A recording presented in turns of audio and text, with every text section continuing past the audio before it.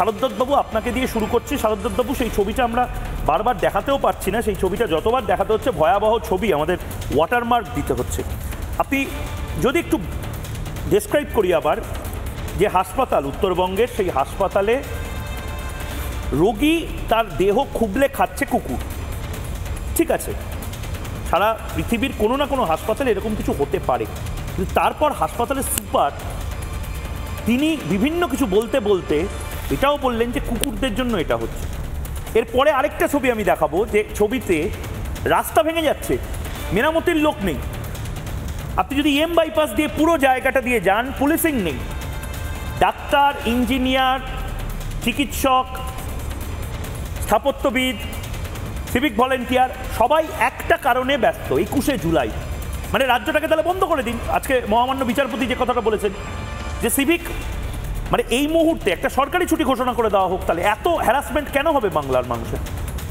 শারদ্দাতবাবু, বাংলার মানুষের খালি 21শে জুলাইয়ের হ্যারাসমেন্টের দিকে তাকিয়ে আমি কথা বলতে চাই না, কারণ বিগত এই প্রায় 13-14 বছর ধরেই অচল অবস্থা তৈরি হয়েছে। আমার মনে হয় রিপাবলিক চ্যানেলেই কিন্তু আমরা প্রথম দেখেছিলাম উত্তরবঙ্গে একজন বাবা তার মেয়ের মৃতদেহ নিয়ে রাস্তায় ছুটে বেড়াচ্ছেন, অ্যাম্বুলেন্স পাননি, মৃতদেহর সববাহী গাড়ি পাননি, তার কারণ হচ্ছে সবাই পেয়ে চাইছে হাফতা। এখানে রাস্তা নেই, আছে হাফতা।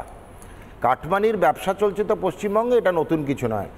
তার কদিন পরেই দেখলাম একজন বামপন্থী বিধায়ক, প্রাক্তন বিধায়ক হাসপাতালে ভর্তি হয়েছিলেন, তিনি তার নিজের খরচায় একটি প্লাস্টিক কিনে এনেছেন, সেটাও দেখতে হয়েছে আমাদের। তার কতদিন পরে আমরা দেখেছি কোথায়, যা মুর্শিদাবাদ মেদিনীপুর মেডিকেল কলেজে 3 জন প্রসূতি মা তারা অসুস্থ হলেন, কেন? জাল স্যালাইনের জন্য। পশ্চিমবঙ্গের সবথেকে অস্বাস্থ্যকর দপ্তর যদি একটা হয়ে থাকে, সেটা মুখ্যমন্ত্রী মমতা বন্দ্যোপাধ্যায় দপ্তর, সেটা হচ্ছে স্বাস্থ্য দপ্তর। একের পর এক করাপশন, নেপোটিজম, অ্যাডমিনিস্ট্রেটিভ টেরোরিজম, প্রশাসনিক সন্ত্রাস, থ্রেট কালচার, ধর্ষণ, রেপ, খুন, আর কত বলবো, লিস্ট তো অফুরন্ত। আজকে মমতা বন্দ্যোপাধ্যায় 21শে জুলাই করছেন, করুন, কোনো আপত্তির কিছু নেই। শহীদদের মালা দেবেন, সেটা করে থাকতে পারেন, ভালো লাগছে। আবারও বলবো, কিন্তু সারা পশ্চিমবঙ্গকে শহীদ বানিয়ে ফেলবেন না। যা অবস্থা তৈরি হচ্ছে, সারা পশ্চিমবঙ্গ শহীদ হতে চলেছে। সবথেকে অস্বাস্থ্যকর দপ্তর হচ্ছে স্বাস্থ্য দপ্তর। স্বাস্থ্যর যে অবস্থা নিয়ে গেছে, যে মানে অচিন্তনীয়। আরজিকর মেডিকেল কলেজে যদি ঢোকেন তাহলে দেখবেন, বা মেডিকেল কলেজে ঢোকেন, কিছু কিছু ওয়ার্ড এরকম আছে যেখানে রুগীর থেকে বেড়াল এবং কুকুরের সংখ্যা বেশি। ঘুরে বেড়াচ্ছে। অভয়াকাণ্ড হয়েছিল আরজিকর, এক্স্যাক্টলি, নিয়ে তো আমরা দেখলাম সুপ্রিম কোর্টে, সেখানে রুগীর থেকে কুকুর বেড়ালের সংখ্যা বেশি। তার মানে এগুলো কি, মানে কন্টেম্পট অফ কোর্ট হচ্ছে, আদালত অবমাননা হচ্ছে, মানে কিছুই হয়নি। তাহলে মমতা বন্দ্যোপাধ্যায় সরকারকে চিঠি পাঠানো যায় তো।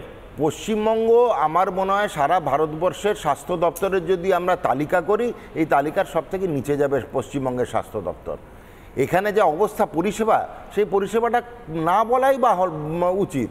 আর আরও অবাক লাগে, এই উত্তরবঙ্গ হাসপাতালে দেখানো হলো তো, অলিখিতভাবে স্বাস্থ্য দপ্তর চালায় কে না? উত্তরবঙ্গ লবি, সবাই জানে। আজকে তৃণমূল কংগ্রেসের সবাই তারা জানে যে উত্তরবঙ্গ লবিকে বললে স্বাস্থ্য দপ্তরে কোনো যদি কারুর সুপারিশ করতে হয়, কাজে দেবে। সেই উত্তরবঙ্গ লবি পরিচালিত উত্তরবঙ্গ মেডিকেল কলেজ এবং হাসপাতালের এই দুরবস্থা, আর কি বলবো। অনির্বাণ ব্যানার্জি আমাদের সাথে যুক্ত হয়েছেন। অনির্বাণ ব্যানার্জি আইনজীবী। অনির্বাণ ব্যানার্জি শাসক দলপন্থী, এবং অনির্বাণ ব্যানার্জি আমি নিঃসন্দেহে অনির্বাণ ব্যানার্জিকে মনে করি না যে অনির্বাণ ব্যানার্জি সিভিক মুখপাত্র, কিন্তু অনির্বাণ, তোমাদের দল বা তৃণমূল কংগ্রেস আমাদেরকে অ্যাকচুয়ালি সিভিক নাগরিক মনে করে, আমাদেরকে সিভিক পরিষেবা দেয়। সিভিক মুখ্যমন্ত্রী বা পার্ট টাইম মুখ্যমন্ত্রীর থেকে একটা ফুল টাইম মুখ্যমন্ত্রী তো প্রয়োজন, যিনি মেলা খেলা করবেন না। 21শে জুলাই যে ফ্লপ শো হতে চলেছে, তার জন্য তিনি এতটা নার্ভাস হয়ে সব জায়গা থেকে লোক তুলে নেবেন না। একটা কিছু করো অনির্বাণ।